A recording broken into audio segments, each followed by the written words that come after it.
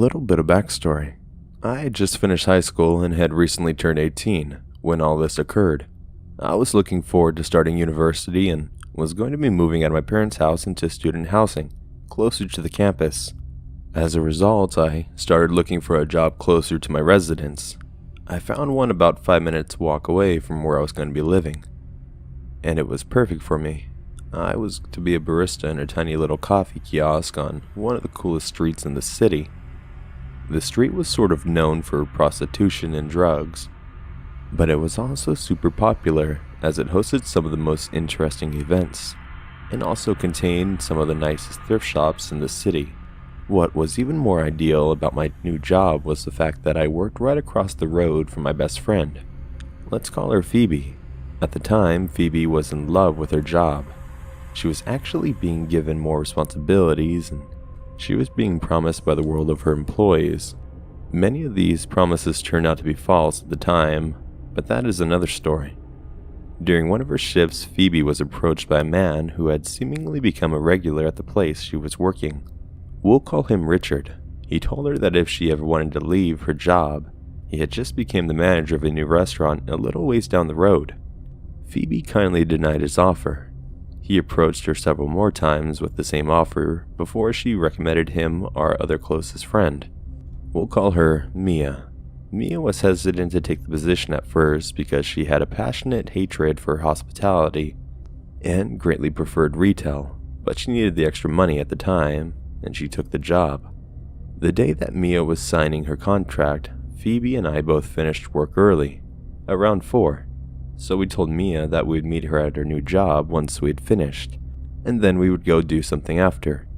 Phoebe and I went to the cake shop next door and sat outside her work while we waited for Mia.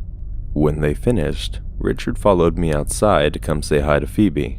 The girls introduced him to me and conversation ensued. He seemed like a friendly guy, if not a little bit awkward.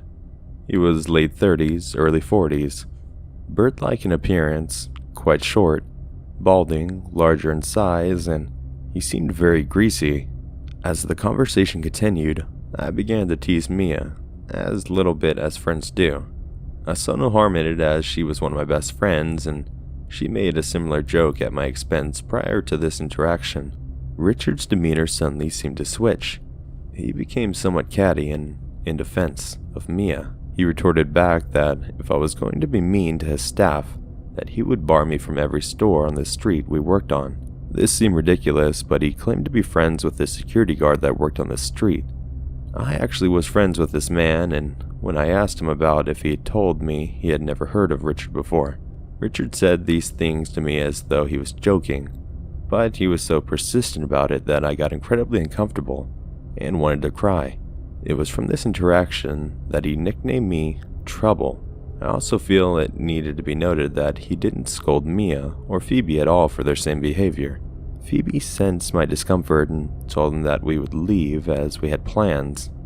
Flash forward a few weeks and Phoebe and I decided to go see Mia at work. Richard intrudes our conversation yet again, and again he singles me out from the group, teasing me and only referring to me as Trouble. This time I just play along and I can tell it isn't going to stop. He asks Mia if she is after another job as he needs someone to clean his home and lives all the way out there where my parents and Mia live.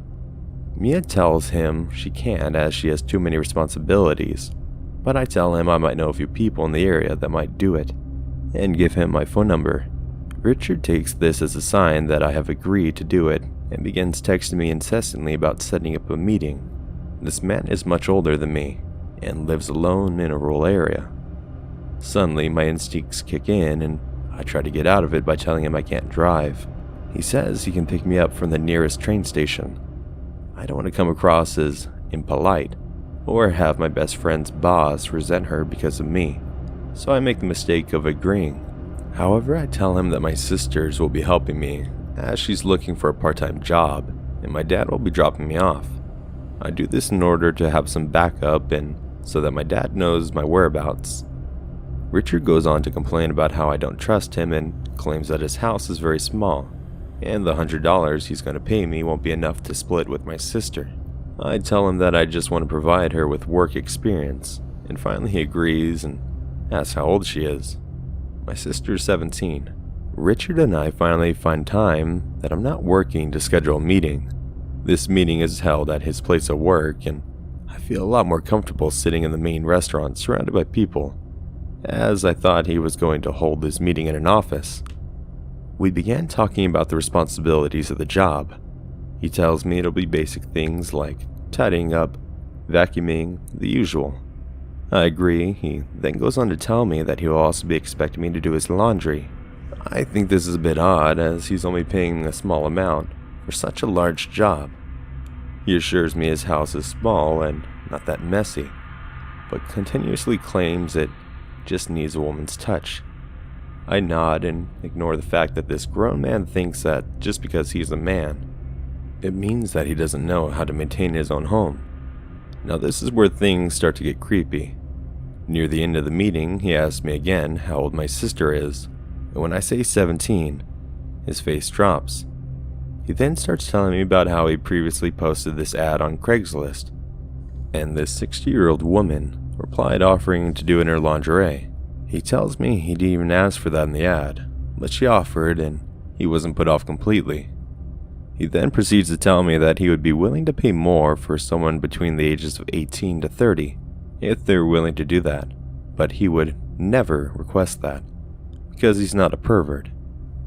I call bullshit on this and tell him then and there that this meeting is done and I have to go meet Phoebe.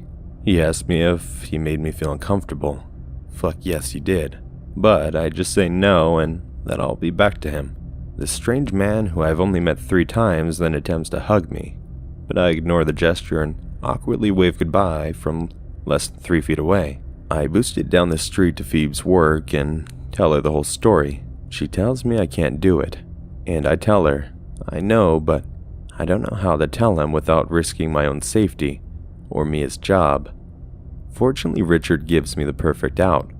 He texts me later that afternoon telling me he hopes I'm okay with cats because he has a small one. I see this as a perfect opportunity to lie and tell him my sister and I are both deathly allergic to cats. Neither of us will be open to doing the job. Richard accepts that reasoning after a little persuasion, and I think I'm finally done with him. Unfortunately, that was not the case. Richard proceeds to text me every day asking if I'm mad at him, or if he made me uncomfortable, asking how my day was, etc. Just behaving like a preteen in a new relationship, basically. The more I ignore him, the more he texted. I finally blocked him in March of 2019. This escapade had begun 4 to 5 months prior to this. The blocking still didn't stop him though. Me informed me that Richard was no longer going to be working there, as he had to go for surgery and wouldn't be able to see him anymore.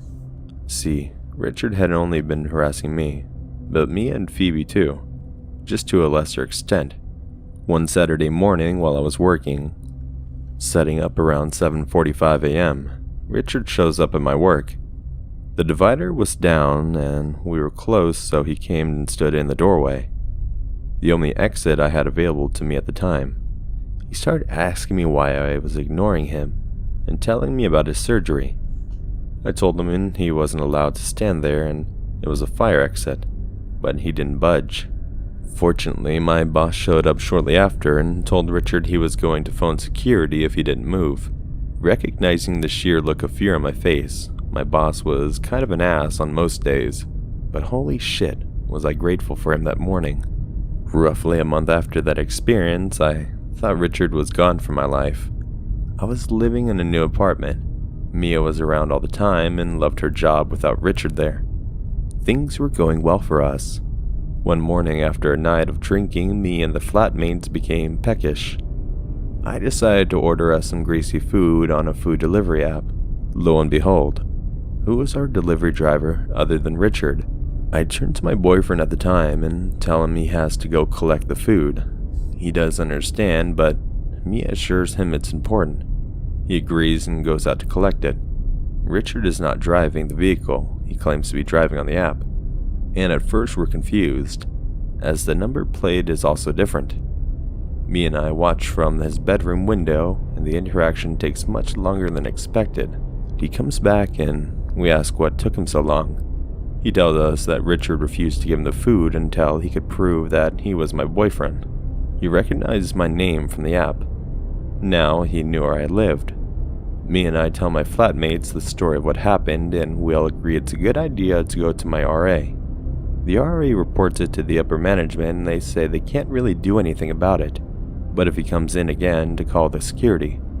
A few months go by and there's no Richard sightings until I ordered from the same app again. Yet again Richard is our driver, yet again in a different car. I send my boyfriend to go collect the food again and report the incident to my RA again, and the food delivery app. I know I was stupid in not immediately reporting it to the campus security, as I had much more proof of the creepy behavior than he had of his innocence, but I was naive, and I didn't want my parents to find out at the time. Fortunately, I haven't seen Richard since then, and for future reference, Richard, let's not meet ever again, for your sake.